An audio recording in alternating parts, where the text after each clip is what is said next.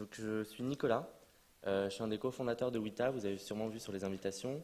Je vous expliquerai un petit peu plus ce que c'est tout à l'heure.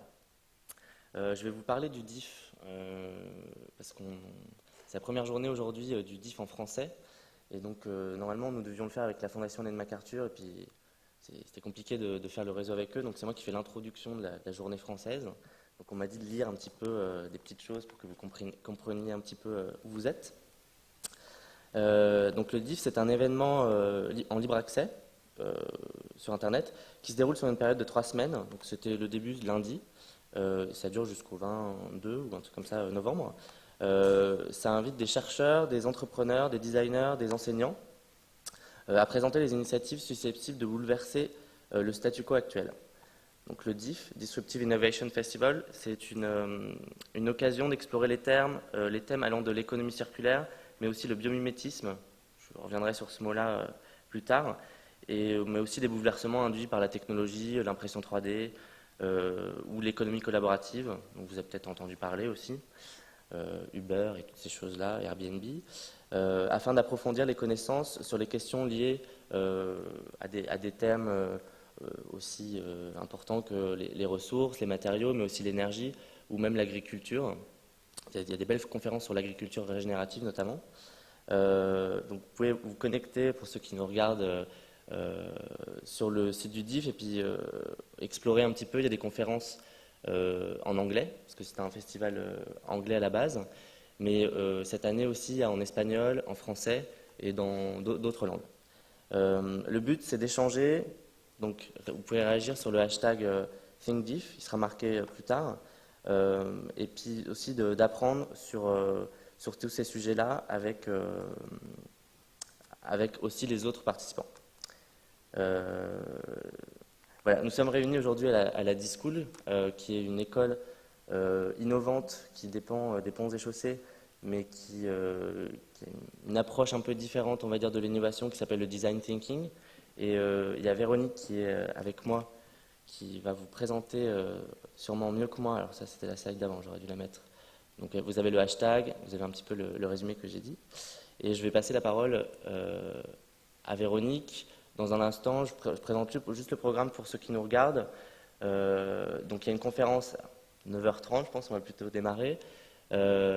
Ensuite, nous aurons des échanges avec des invités, donc Didier Toquet, qui va venir après s'asseoir, qui est le directeur général de Nouvelle Attitude, qui est une filiale de La Poste. Il vous expliquera ce qu'il fait et son parcours. Également Séverine Roulet-Furnemont des laboratoires Pierre Fabre, et puis qui est la directrice du développement durable. Et puis ensuite Inex, qui est une jeune société, une start-up, donc différents regards aussi, qui se spécialise plutôt sur l'écologie industrielle. Donc là, c'est comment on mutualise, on échange des ressources et des déchets entre des entreprises sur un territoire. Il n'est pas encore arrivé, il est sur la route. Ensuite, un échange, questions-réponses avec la salle, avec Twitter aussi. Et puis enfin, à 11h30, on fera une pause à 11h15, 11h, 11h15, on verra. Et ensuite, il y aura un Circulab Workshop. Donc certains sont inscrits pour ce workshop. On montera à la D-School à ce moment-là. Pour faire ce workshop, on sera une trentaine. Voilà. Donc, merci à tous, bienvenue et profitez.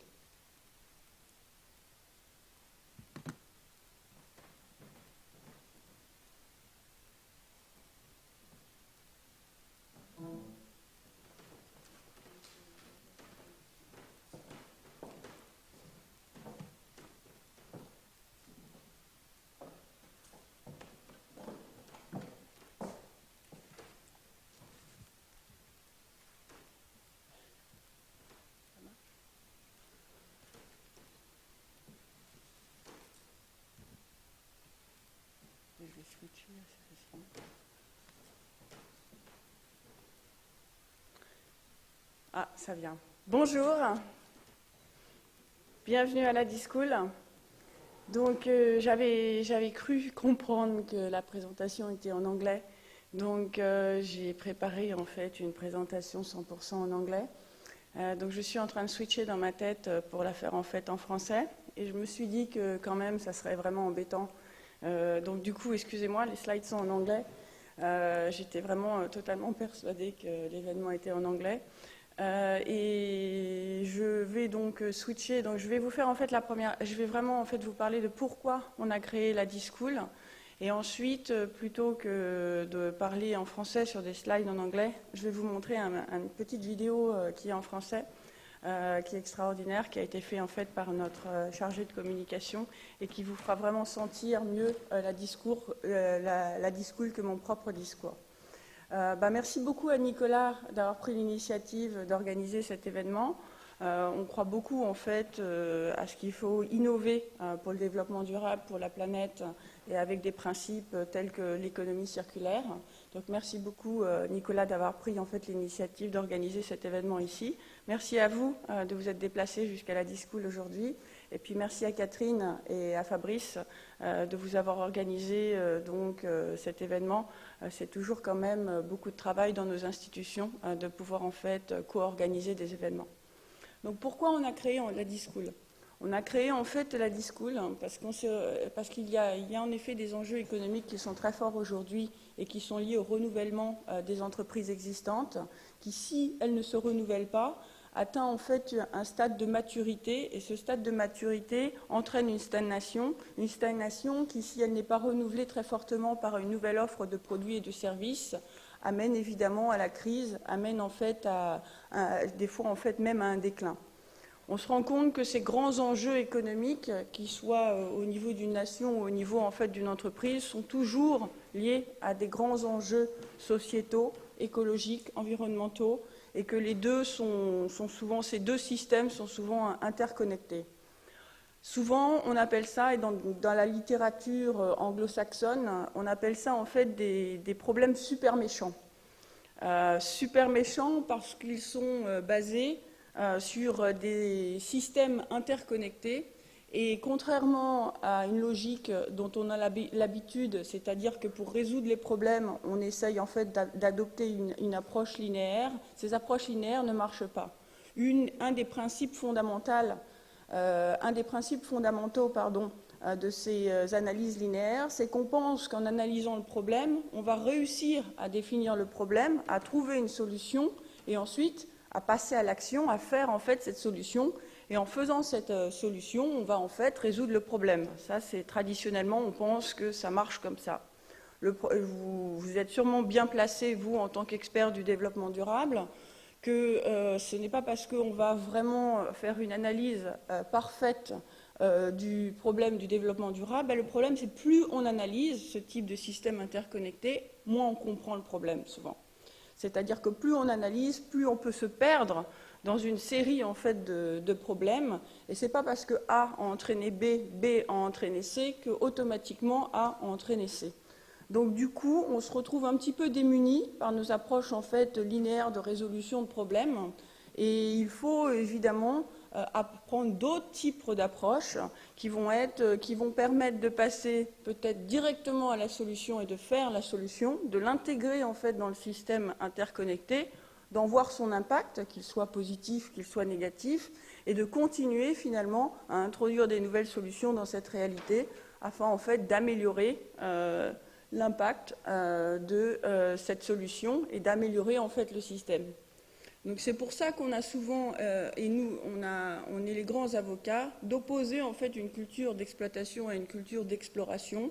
Une culture d'exploration est à notre connaissance très efficace pour résoudre ce type de problème interconnecté. Évidemment, on est sur des référentiels, des valeurs, des raisonnements cognitifs, des outils, des méthodes. On est bref dans un paradigme qui est très différent quand on est dans une culture d'exploration par rapport à une culture d'exploitation. Or, nous, on croit, à la D-School de Paris, qu'il faut adopter plus ce type d'état d'esprit et être dans ce type de paradigme de culture d'exploration afin de résoudre ces problèmes liés à des systèmes interconnectés. Donc, qu'est-ce qu'on fait ? Donc, très brièvement, nous sommes en fait un démonstrateur national des pédagogies du futur. Donc ça, c'est pour tous les projets IDEFI. Et nous avons été donc lauréats projet d'initiative d'excellence à la formation innovante en 2012. Nous sommes soutenus par l'Agence nationale de recherche dans le cadre des grands investissements d'avenir. Et notre mission est d'être un démonstrateur national des pédagogies du futur, comme les plus de 20 autres projets IDEFI. Mais notre mission particulière à la D-School Paris, c'est d'être un démonstrateur des pédagogies du futur en innovation par le design thinking.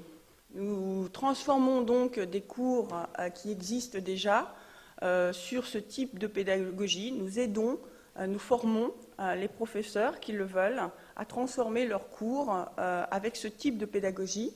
Nous devons donc créer un nouveau référentiel puisque c'est moins sur les savoirs finalement que les compétences se jouent dans cette culture d'exploration que sur les savoir-être et les savoir-faire. Donc nous créons un nouveau référentiel de compétences qui est lié au savoir-faire et au savoir-être basé sur cette culture d'exploration. Tous nos projets courts se basent sur des projets réels, dans des contextes réels, et notre grande ambition est de réaliser tous les projets que nous menons dans le cadre de ces courts projets avec nos professeurs. Donc nous faisons partie du grand mouvement international des D-Schools, dont la première initiative a été donnée par Stanford en 2005 en créant la D-School à Stanford, enchaînée par la D-School allemande, la D-School en fait finlandaise, et nous sommes arrivés à peu près en 2012.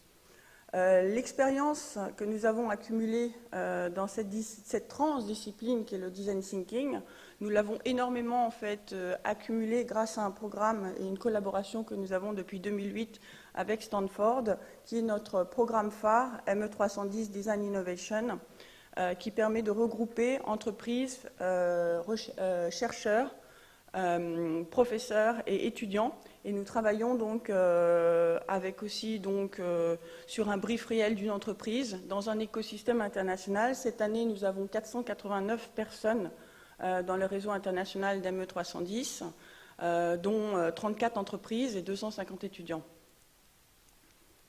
Donc vous êtes dans le bâtiment ici, Coriolis, un bâtiment à la pointe de la technologie extrêmement innovant. Donc en effet, D-School Paris est hébergé à École des Ponts et fait partie et s'appuie sur un consortium de 5 autres écoles, donc l'École des Ponts, mais aussi l'ESSIer, l'École nationale de l'architecture de la ville et des territoires, l'École de l'ingénieur des villes de Paris et l'UPEM, l'Université Marne-la-Vallée. Donc si vous voulez, en fait, si vous vous intéressez à notre discipline qui est le design thinking, nous avons fait une conférence internationale en mai l'année dernière qui s'appelle le futur du design thinking, qui est disponible gratuitement sur Internet, sur notre chaîne YouTube, et vous verrez en fait un petit peu où en sont nos évolutions. Donc, donc maintenant je vais passer en fait sur la vidéo, si elle est juste... Aujourd'hui, on est en fait donc juste mes quelques mots on est segmenté en fait par format pédagogique, qui soit initiatique, intermédiaire ou avancé. Je vais maintenant en fait vous présenter en fait en images comment nous faisons les choses, donc le processus design thinking et quelle est en fait l'ambiance, quelle est l'expérience d'apprentissage que nos étudiants ont quand ils viennent à D-School Paris.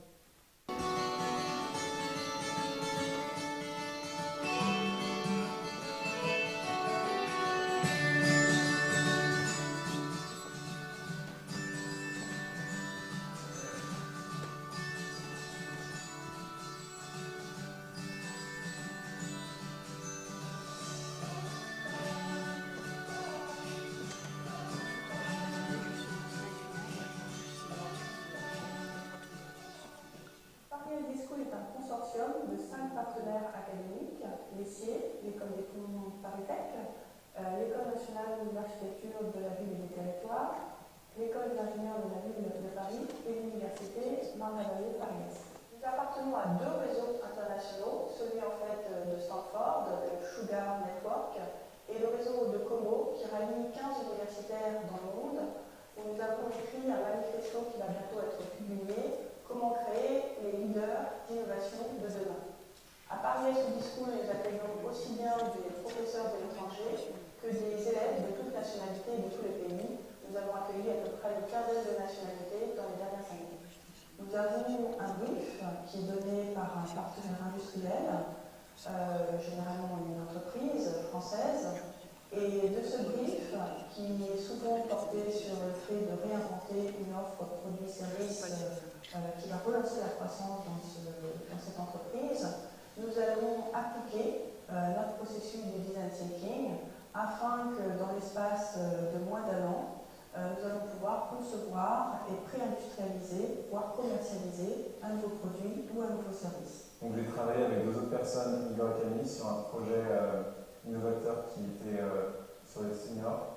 Et donc c'était comment améliorer la vie des seniors par les sols. On a vu beaucoup d'études qui montraient que un moyen le plus efficace de renforcer physiquement, enfin de prévenir les chutes, c'était de faire de l'exercice physique aux personnes âgées, qui généralement les ont retraites en très peu. Pour ça, on a visité un des grands défenseurs d'exercice physique pour les personnes âgées, qui est le Dr Trigaro, qui nous a parlé de ce projet qui avait réalisé. C'est au sein de cette maison de retraite de créer un parcours de santé, donc un parcours en extérieur, où les personnes âgées peuvent aller faire leur exercice avec les ergothérapeutes qui les accompagnent. Je suis ravie, je disais encore aux étudiants tout à l'heure que je ne pensais pas qu'ils allaient faire ça.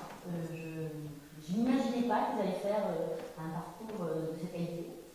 Ils ont beaucoup discuté, je pense, on a beaucoup travaillé avec les ergots, les psychomotriciennes qui ont parlé un petit peu de tout ce que nous, on voulait mettre en place. Et en fait, je retrouve dans le parcours tout ce que je voulais qu'il y ait. Dans le projet, on arrive à proposer un concept qui est fini, mais avec nos moyens, on n'a pas eu la possibilité de réaliser le produit entièrement. Et donc, oui, avec notre membre de l'équipe, on aimerait pouvoir continuer à développer le produit et à le concevoir pour de vrai, en partenariat avec Alex toujours, pour pouvoir répondre aux attendus. Et c'est vraiment intéressant de faire quelque chose de concret avant d'être lancé dans le produit. On a souvent le droit sur des choses qui permettent d'apporter un vrai retour à l'entreprise, qui permettent de déceler surtout des innovations potentielles qu'on n'avait pas forcément vues, parce que dans le cas des pompiers notamment, les entreprises vendent d'abord aux conseils généraux, aux conseils régionaux, et pas directement aux casernes de pompiers. Le design thinking, les études qui sont menées à la discipline permettent véritablement de prendre les choses à l'envers, d'aller voir directement les gens concernés pour essayer de sortir le maximum de retours d'expérience et s'en servir de base, de prendre départ pour l'innovation. The teaching team at the B-School is really well prepared. They are always doing incredible workshops which help us to understand things that in theory are very difficult to get. And the workshops push us to go from the theory to the practice. And this is what I love from the teaching team at the B-School, because they really care about taking you from the theory to practice.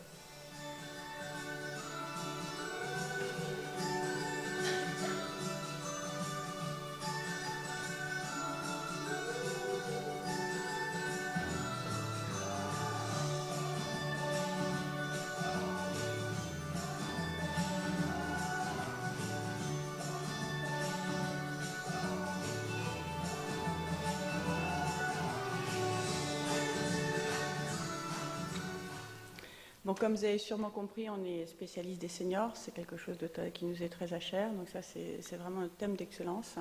Donc comme vous avez compris aussi, c'est vraiment des projets très concrets qui sont réalisés, implémentés donc dans le contexte réel.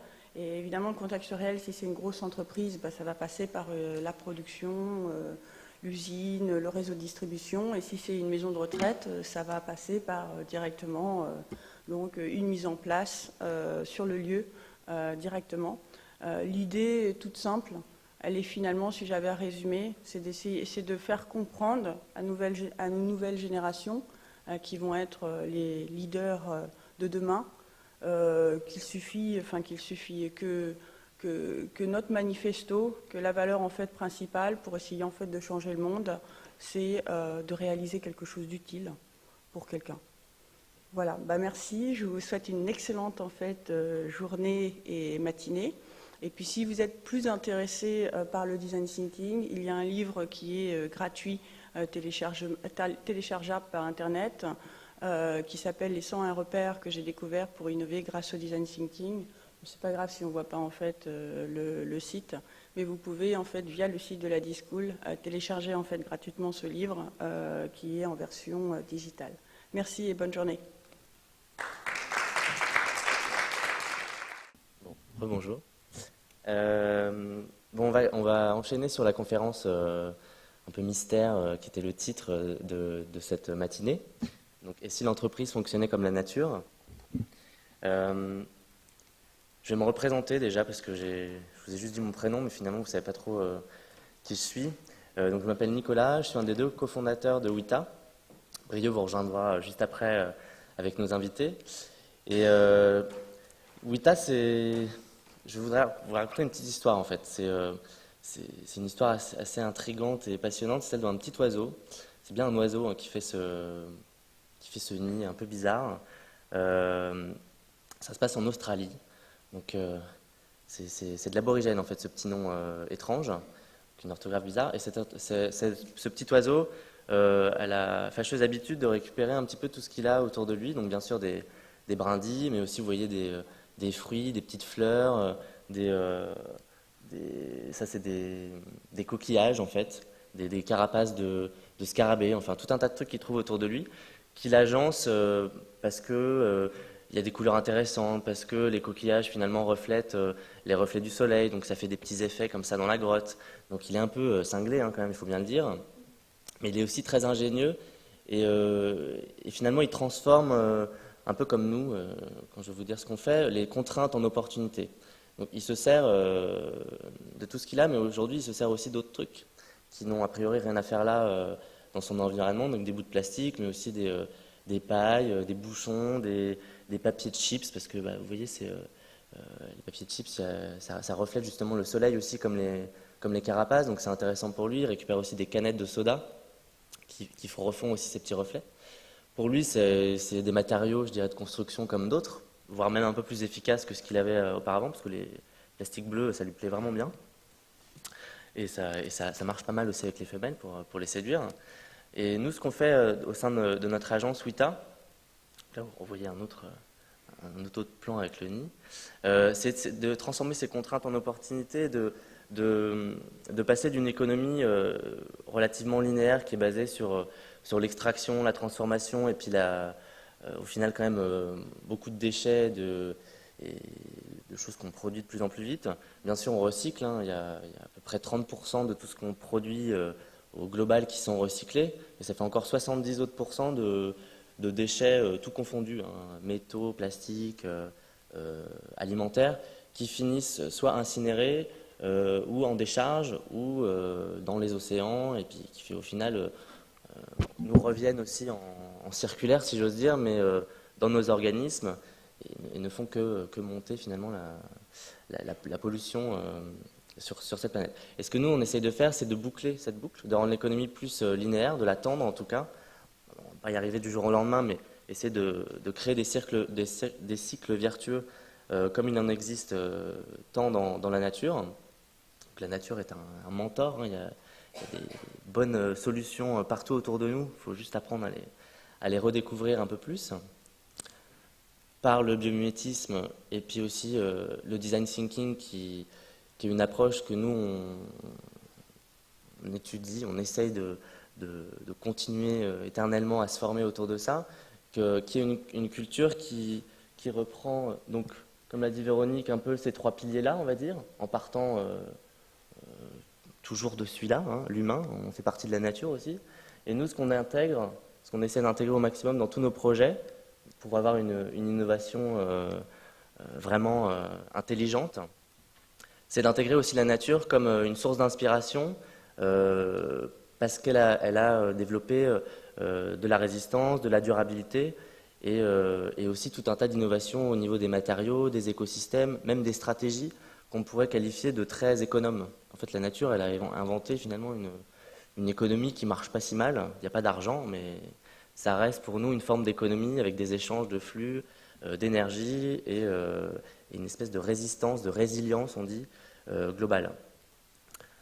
On a développé aussi des outils pour arriver à ça, parce que il y a beaucoup de théories sur ces sujets, mais nous, on avait du mal à développer avec nos clients des vrais projets qui prennent corps et qui construisent aussi une culture autour du design thinking et puis de l'économie circulaire. Donc ça, c'est un de nos outils qu'on a créé, le Circulab, que j'évoquais tout à l'heure, qui est une approche avec des outils à l'intérieur. Et là, c'est le Circulab Board que vous voyez, qui est un jeu en fait avec des cartes, un plateau, puis qui se joue aussi avec plein de post-it, hein, qui sont très aussi utilisés dans le design thinking, on va dire, pour des approches collaboratives de l'innovation.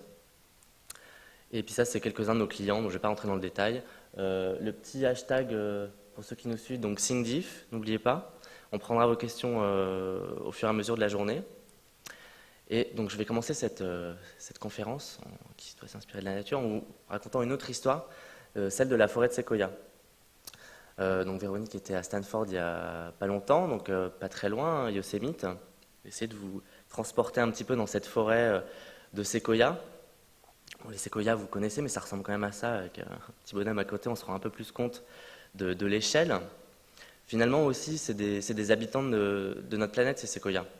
Et c'est peut-être aussi un modèle dont on peut s'inspirer pour développer des stratégies de durabilité, de robustesse et puis aussi de bonne économie finalement.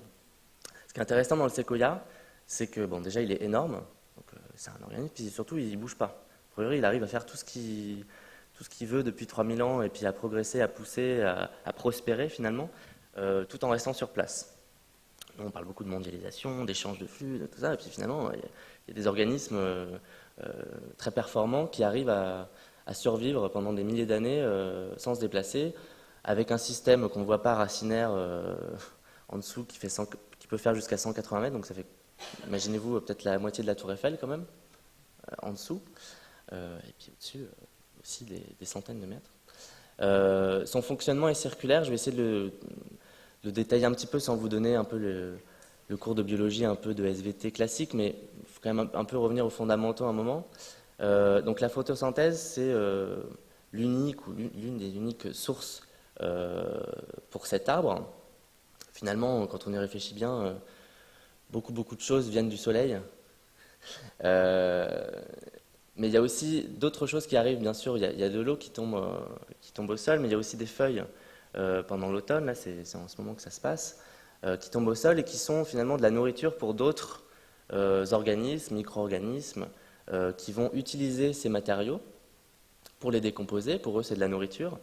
Et finalement, ce que ça fait, c'est que ça relâche des nutriments, des matériaux utiles aussi pour cet arbre, qui va s'en servir en retour pour se nourrir avec l'eau grâce aux mécanismes qui se passent dans le sol.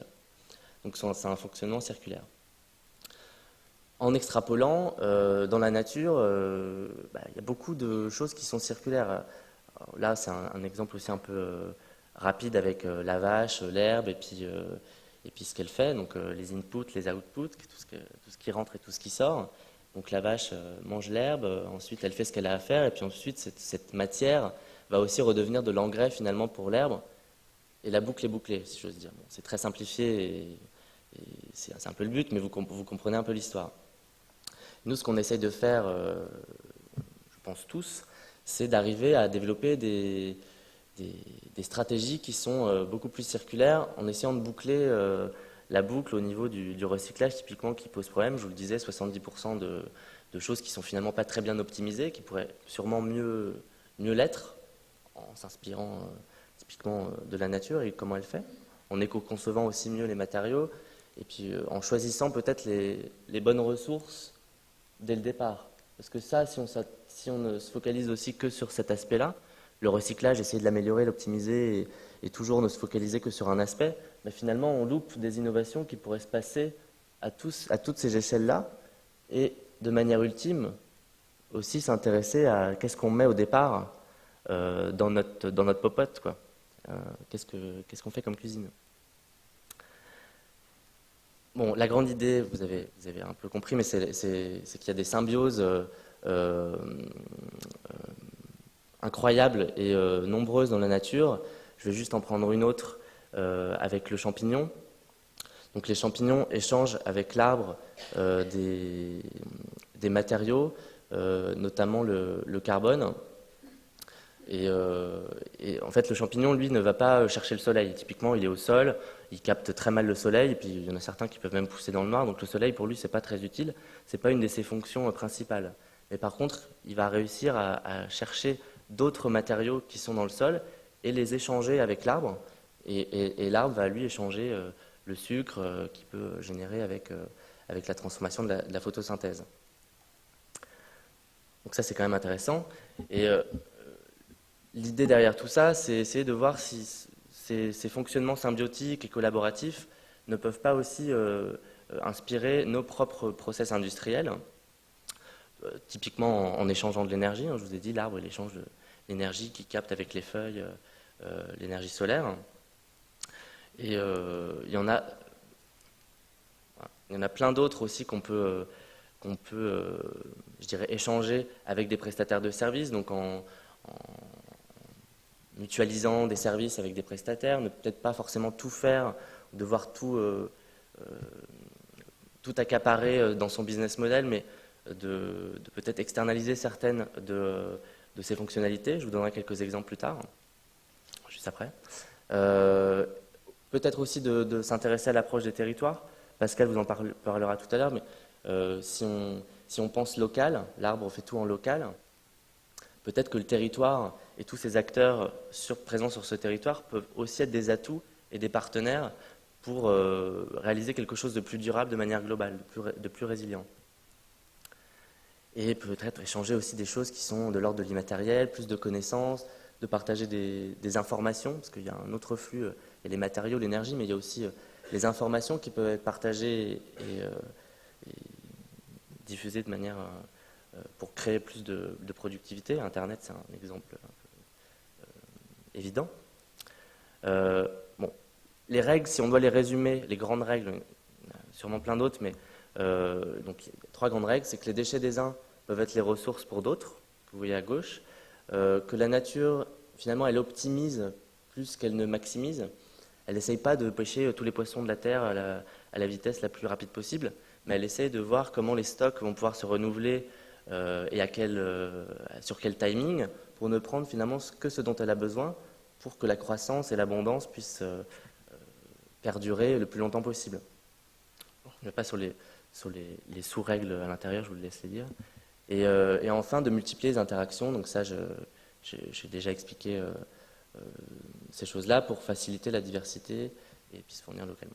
Donc les 4 règles, si on doit les résumer, c'est la nature est durable. Donc ça, c'est quand même la bonne nouvelle du jour, c'est qu'on cherche à construire un monde plus durable, mais il y a tout un tas d'organismes qui sont là depuis parfois des milliards d'années. La vie est apparue il y a à peu près 3,8 milliards d'années sur Terre et qui ont développé des stratégies de durabilité pour survivre, tout simplement. La croissance n'est pas aussi quelque chose de... La nature, c'est pas statique, hein.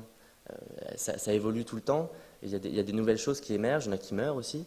Mais la croissance fait partie de la nature.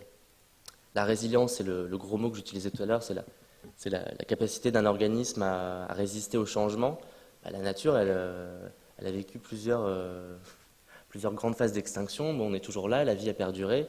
Et si on regarde au niveau d'une forêt, c'est très résilient, c'est très résistant. C'est une sécheresse, il y a quand même d'autres stratégies qui peuvent prendre le relais. Et enfin, l'abondance, qui est cette chose aussi dont je parlais. Je vais vous donner quelques exemples un peu industriels pour être un peu plus concret. Là, c'était théorique et un peu avec des jolis slides, tout ça. Mais si on parle toujours de bilan carbone, et comme si le carbone, c'était l'unique chose à faire baisser, ou comme si c'était un peu comme le PIB, quoi, le seul dénominateur commun et finalement la seule manière de faire de la croissance.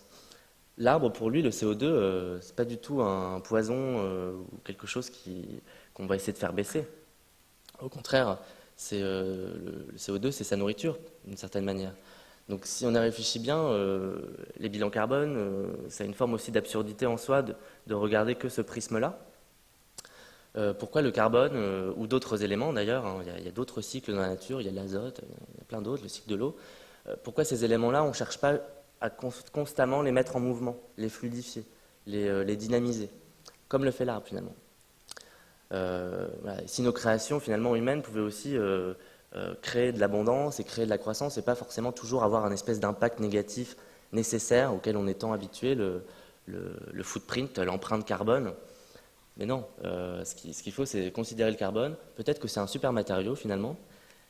Et un exemple que j'aime beaucoup, c'est typiquement ça. C'est une société américaine, alors c'est encore assez petit, hein, je crois qu'ils sont une cinquantaine ou une centaine, ça reste une start-up, mais imaginez, l'industrie de la construction, du béton, du ciment, c'est une grosse industrie. Je crois qu'ils font à peu près 10% de l'impact CO2 au niveau mondial, ou 7%. Enfin bon, ça reste quand même énorme si on pense au global. Et donc c'est une industrie qui est quand même pas très propre. Et cette société californienne, j'ai que des exemples américains, je suis désolé, mais bon, on fera mieux la prochaine fois, capte finalement le CO2 qui est présent dans l'air en imitant le mécanisme qui a lieu dans l'eau. Ils font une espèce de transfert comme ça, d'imitation un peu rapide mais qui marche, en prenant le CO2 et en aspergeant ce CO2 avec de l'eau salée, donc l'eau qui est présente dans les océans. Ils reproduisent le mécanisme des coraux qui construisent leur squelette de cette même manière-là, avec des procédés physico-chimiques qui sont identiques. Et ils arrivent à refaire ce petit tas de ciment là, qui est un précipité en fait de ce mécanisme que vous voyez dans la grosse usine juste en haut. Et ils arrivent à refaire ces matériaux de construction. Donc ça permet d'éviter de détruire des carrières de calcaire qui ensuite vont être ravinées par l'eau et qui vont créer de la pollution aussi en cascade. Avec ça, ils arrivent à dépolluer un flux négatif, hein, qu'on considère aujourd'hui comme négatif. Eux, ils y voient comme une super opportunité pour construire quelque chose qui dépollue finalement, d'une certaine manière, l'écosystème. Un deuxième exemple aussi, un gros facteur de pollution, tout ce qui est packaging, et en particulier le polystyrène, qui est un truc qui ne se recycle pas du tout et qui représente, je crois, aussi à peu près 20% de tout ce qui est mis en décharge. C'est un chiffre que j'ai vu, je trouve ça énorme. Mais tous ces petits emballages que vous prenez pour, je sais pas, au kebab, ils vous donnent ce genre de trucs-là, un polystyrène, tous ces trucs polystyrène. Finalement, cette start-up américaine, elle utilise des déchets de l'industrie de l'agriculture. Donc ça peut être du blé, ça peut être du son, enfin tout un tas de choses qui ne sont pas utilisées pour manger, le maïs aussi, les plantes finalement. Elle broie tout ça et elle le mélange avec des champignons qui vont ensuite manger, eux, cette matière. Pour eux, c'est pas un truc qui est à jeter, hein. Nous, on le jette parce que on prend juste le maïs, mais finalement, le reste de la plante, on veut l'éloigner loin des yeux, loin du cœur. Cette start-up mélange avec des champignons, et le champignon, qui n'a pas besoin de beaucoup de choses finalement pour pousser, arrive à manger cette matière et à la transformer en mycélium dans le noir en plus, donc c'est pratique, on n'a même pas besoin de lumière pour les faire pousser, on met juste tout ça dans des petits récipients et ça pousse en 5 jours.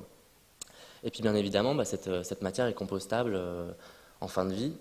Bon, ensuite, il reste à ce qu'il y ait des filières qui existent pour que ça finisse vraiment en terre et que ça finisse pas brûlé dans un incinérateur, parce qu'il faut quand même regarder un petit peu comment toutes les choses vont se passer à toutes les étapes. Mais c'est un projet que j'aime beaucoup. Un autre exemple, alors là, les schémas, c'est tiré de notre livre, donc j'ai pris 2-3 exemples comme ça illustrés. C'est un livre avec beaucoup d'illustrations. C'est New Light, alors eux, je crois que c'est des Canadiens. Ils refont la même chose que Calera, mais pour créer du plastique. Donc ils arrivent à reprendre le CO2, à le transformer en bobines, les bobines vertes, ou en petits granules, et ensuite à les remouler pour faire du plastique. Bon, ça reste du plastique qu'il faut recycler, hein, c'est pas un bioplastique qui s'autodétruit en fin de vie, mais je trouve que c'est quand même assez intéressant. Et une autre entreprise qui devait venir aujourd'hui, puis finalement Laure ne pouvait pas être là ce jour-là, qui s'appelle Interface, qui est un grosse entreprise américaine qui construit de la moquette. Et eux, ils ont un projet, alors c'est un projet parmi tant d'autres, ils sont intéressés au biomimétisme avec le gecko. Bon, je ne vais pas entrer dans les détails avec ça, mais c'est un projet qui est né aux Philippines. En gros, ils rémunèrent des pêcheurs philippins pour récolter des filets de pêche qui sont la même matière, le polyamide 6, qu'ils arrivent à faire dépolymériser, puis repolymériser pour faire la moquette, finalement. Le fil de nylon qui est sur la moquette. Et donc ça, c'est un système quand même assez vertueux parce que ils permettent à des pêcheurs déjà à tous ces filets de pêche qui traînent un petit peu dans l'environnement et qui pêchent des tortues pour rien ou d'autres choses, d'être récoltés. Et puis ensuite de fournir un revenu à ces pêcheurs philippins qui rémunèrent pour ensuite refaire de la moquette. Voilà. Donc voilà, et si nous, finalement, on arrivait à produire de façon inoffensive pour l'homme et l'environnement, ça c'est que quelques exemples et ils sont encore émergents, hein. Je ne serais pas là pour en parler si tout allait bien. Si on pouvait finalement concevoir une société qui ne prônerait que l'abondance, donc les petites leçons que je vous fais en conclusion, c'est et si nous pensions et si nous agissions de façon systémique, en considérant tous les acteurs, tous les matériaux, finalement toutes les opportunités qui peuvent traîner un peu partout et qu'il faut parfois redécouvrir en regardant ses pieds et les brins d'herbe qu'on est en train de piétiner, ou les petits vers de terre, ou les champignons, en prenant en compte finalement toutes ces interactions, on va peut-être changer un jour notre regard sur les déchets et ne plus les considérer comme déchets. Les déchets n'existent pas dans la nature. Il n'y a pas de... c'est quelqu'un qui disait ça, Idriss Aberkane, il n'y a pas de service de ramassage des feuilles en ce moment-là dans la forêt. Tout se passe... nous, on le fait, le service de ramassage des feuilles, parce qu'on est en ville et que du coup, il y a du béton et que les choses ne peuvent pas être réingérées par les sols et le nourrir. Mais il n'y a pas de déchets. Quand vous regardez un paysage, il n'y a pas de déchets qui traînent. Tout est réassimilé, tout est une ressource, et normalement, si on n'est pas trop là, tout va bien. Nous permettra de coopérer plus fructivement, d'optimiser plus que de maximiser, ça j'ai déjà dit. Et à la fin, alors ça c'est la slide qui tue, c'est de prospérer en adéquation avec les lois de l'univers. C'est pas pour vous faire un truc messianique ou quoi, c'est plutôt de vous dire qu'il y a plein d'autres forces, parfois même invisibles, mais qu'on connaît bien. Une force qui est omniprésente, c'est la gravité, qui fait qu'il y a les vagues, il y a le vent, et puis ça fait tourner les planètes aussi. Est-ce que cette force-là, un peu surpuissante, pourrait pas être utilisée mieux pour fabriquer de l'énergie qui est finalement le sujet fondamental qui peut permettre tout ou nous permettre de ne plus rien faire si on est vraiment à court de pétrole un jour, faut quand même falloir qu'on trouve une autre source d'énergie et ça reste la grande question, je pense. Voilà, merci beaucoup.